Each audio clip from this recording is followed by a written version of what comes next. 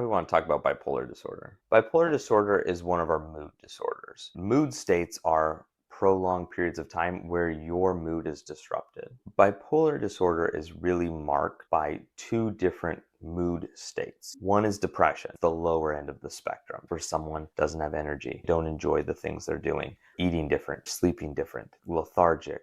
Everything is kind of down and difficult. That's the depressed episode. On the other side, bipolar also includes either hypomania or mania, which is the elevated mood state. This is where someone has a lot of energy, not sleeping, acting very impulsive, doing things very reckless, out of character, talking a mile a minute, as if the brakes come off, just going 100 miles an hour. It can even get to the point where they're actually hearing voices, believing they have special powers. It can get very severe and dangerous. That's this far end of the spectrum of this elevated. Somewhere in the middle of that is what we'll call euthymia. This is where you're at your normal state, where life is manageable, you're continuing on, you're able to enjoy activities, you're not overly on one side or the other. If we're looking at bipolar, we have those three states that you can be in: the depressed state, the euthymic or base state, or the elevated state. We'll hear people saying, this person I know is so bipolar. They're like this one minute and then like this the next minute. That's not what we're talking about when we say mood changes. We're talking about depression over the course of 2 weeks, and we're talking about hypomania over the course of at least 4 days, mania over the course of a week. These are prolonged periods of time that these disruptions in mood are happening. They're not something that happen minute to minute or hour to hour. Bipolar disorder as a whole can be very difficult to diagnose. It's not always correctly diagnosed. It's very frequently missed. Many times we'll see people who are not responding to typical depression treatments that actually have bipolar. It can be so difficult to diagnose because people don't actually always remember these episodes when they're not in them. People don't actually remember their hypomania or mania so clearly, and so they maybe don't gather the history fully. I always recommend involving extra sets of eyes. This can be from medical records, people that you've grown up with, family members, close friends, people who really know you, who maybe have been around some of these episodes, because if people don't remember them so well, or there were drugs or alcohol or other things that can muddy the water, it can be very difficult to tease apart. Now that you know what bipolar disorder is, if you follow along, we'll show you what the effective treatments are to help manage it.